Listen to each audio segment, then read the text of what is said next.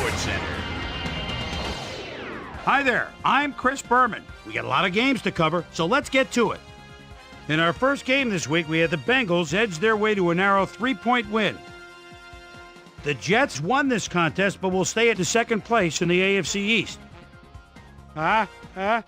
Shaquem had yet another productive game, keeping his streak alive, but in the end, it wasn't enough to get the win.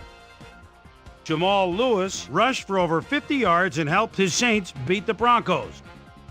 In a long-standing NFC rivalry, we had the Vikings win their 5th game of the season. In the gentle climes of the Carolinas, we had the Panthers lose by a narrow 5-point margin. Redskins, Eagles. K'Wan Ratliff was able to step in front of this pass and pick one off, but he wasn't done there. The Eagles go on to win this by the final score of 21-14.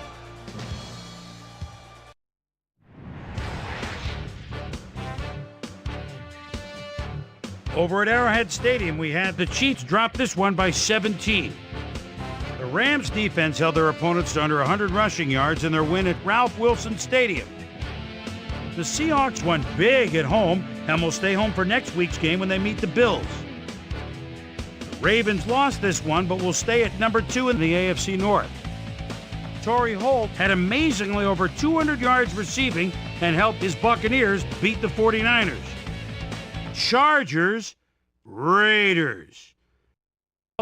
Tyrone Calico came up with a huge play here as they cover a lot of real estate on this one. The Chargers win this one by the final score of 30-27.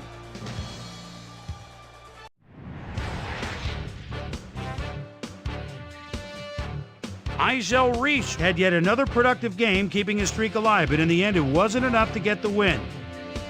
Down in the Lone Star State in Houston, we had the Texans come away with a brutal 18-point victory.